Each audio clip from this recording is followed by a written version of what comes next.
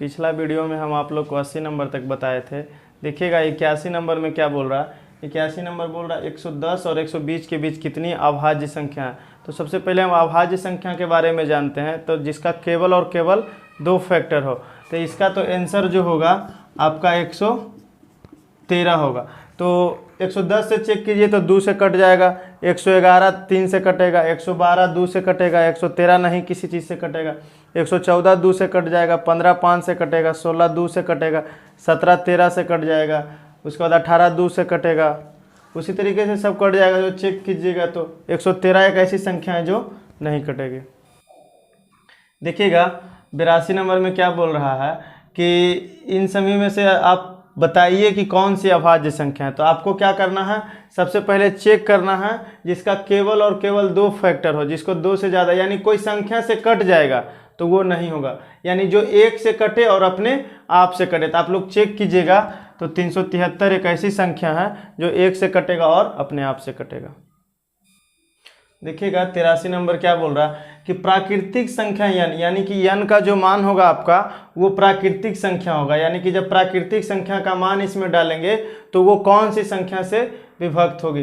तो अगर जो हम 1 डाल देते हैं तो 1 - 1 0 हो जाएगा, तो 1 से हम नहीं ले सकते हैं, 2 डाल कर देखते हैं। अगर जो 2 डालेंगे तो क्या हो जाएगा 8 - 2 यानी कि 6 से विभक्त हो जाएगा। अगर जो हम इसको 3 पर डाल के देखते हैं, 3 - 3 n का मान 3 रखेंगे तो 3, 27 - 3 यानी कि 24 हुआ। जब 24 हो गया तो 3 वाला तो मिल नहीं रहा है, 2 वाला डाले तो कितना हुआ 6, तो इसमें भी 6 छुपा हुआ है, 6 × 4।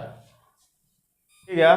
84 नंबर में बोल रहा है कि n एक धनात्मक पूर्णांक है। n क्या है, धनात्मक पूर्णांक है। तो n का ऐसा मान रखें कि यहाँ पर कट जाए। तो सबसे पहले छोटा जो प्राकृतिक संख्या होता है वो 1 होता है,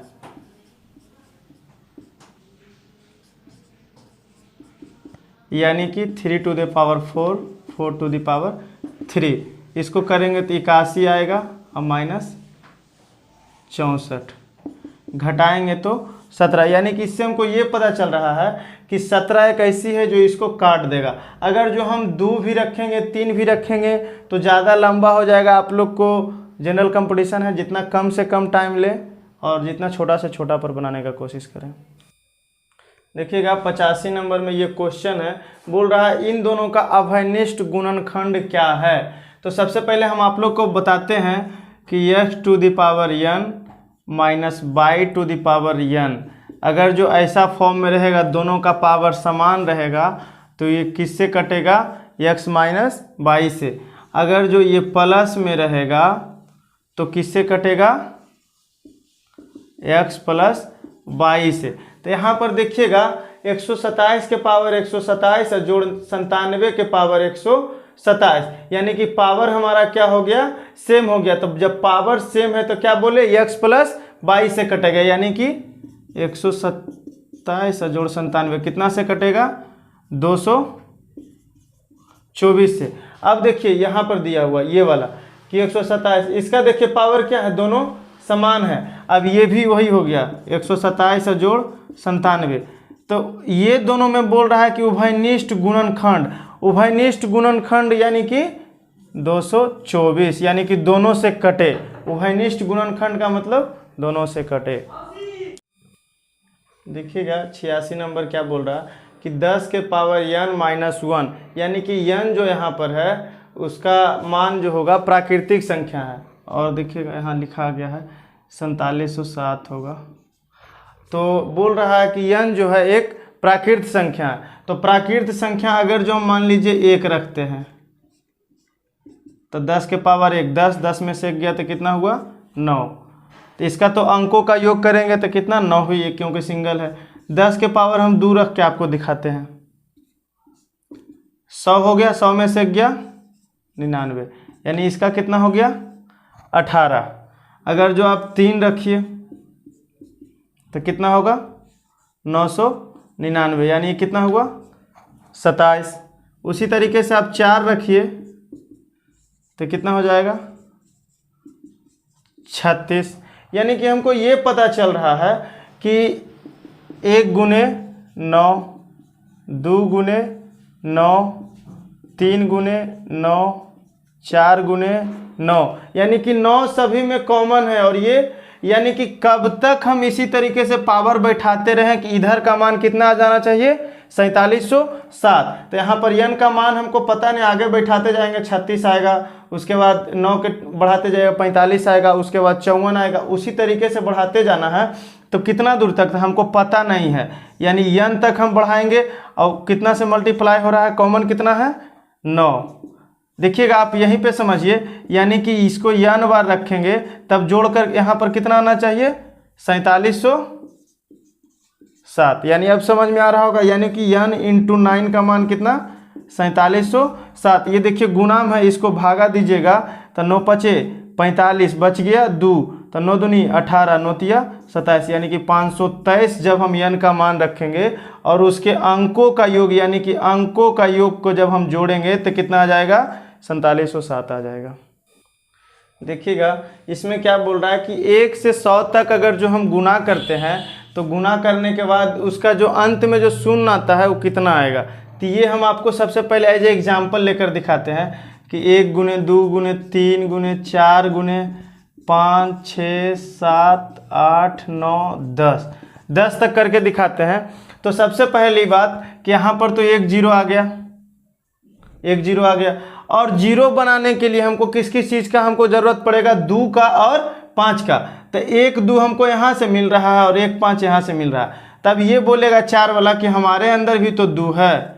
ये देखिए इसके अंदर भी 2 है और इसके अंदर भी 2 है, यानी हमको ये पता चल रहा है इतना दूर में। यहाँ भी देखिए 1 2 गुने 5 है, यानी कि एगो 5 और एगो 5, यानी कि 2 5 मिला था, जितने 5 मिलेंगे उतने जीरो, यानी इन दोनों के बीच में कितने जीरो, 2 जीरो। अब हम आप लोग को बताते हैं, तो इसी तरीके से आगे चेक करना है। तो चेक करने के लिए तो जो सबसे कम रहेगा उससे हम करेंगे। तो 5 इसमें सबसे कम मिला, 2 तो सबसे ज़्यादा मिल जाएगा।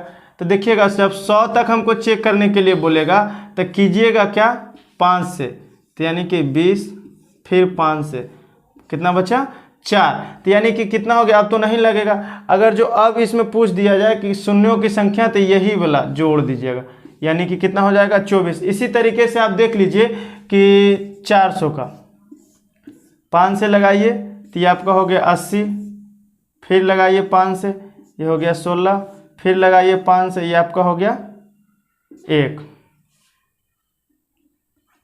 देखिएगा अब इसको जोड़िए, 80 और 16 कितना, 96 और 1 97। शून्यों की संख्या कितना हो जाएगा, 97। 88 नंबर में देखिएगा क्या है कि भागफल भाजक शेष दिया हुआ है तो भाज्य। तो कल हम आप लोग को बताए थे कि a बराबर बी क्यू प्लस आर, वही यहाँ पर अब आ गया, यानी कि भाज्य बराबर क्या होता है, भाजक गुने भागफल प्लस शेष। देखिएगा भाजक कितना है आपका 100 और भागफल कितना है 403 प्लस 58। इसको गुना कीजिए पहले, तो 403 पे कितना जीरो, 2 जीरो प्लस 58, जोड़िएगा तो 403। देखिएगा जीरो है तो 58 यहाँ पर आ जाएगा। देखिएगा 89 क्या बोल रहा है कि 48 को किस संख्या से गुना करें। तो हमको पता नहीं है तो 1 से गुना कर देते हैं कि 173 और 240 का क्या गुणनफल के बराबर। तो अब देखिएगा 48 पचे होता है 240, गुना कीजिए, पंक्तियाँ 15 5 बाकी 1, 17 पचे 85 और 1 86। देखिएगा क्वेश्चन बोल रहा है कि 3228 में से हम क्या घटा दें कि 13 से पूरी से कट जाएगा। तो पहले हम भागा देंगे, 13 दूनी 26 बच गया 6, 13 चौक 52,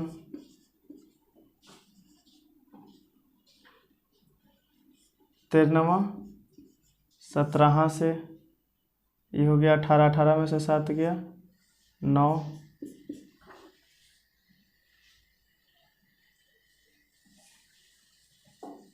गलती उतार ली। देखिएगा 90 नंबर में क्या बोल रहा है कि 3428 में हम 13 से भाग देने के लिए कौन सी ऐसी संख्या घटा दें कि पूरी तरीके से 13 से कट जाए। तो सबसे पहले हम भाग देकर देखते हैं, 13 दूनी 26 बच गया 8, 63 91 नहीं लगेगा, 13 छक 78 बच गया 4, तृतीया 39 बच गया 9।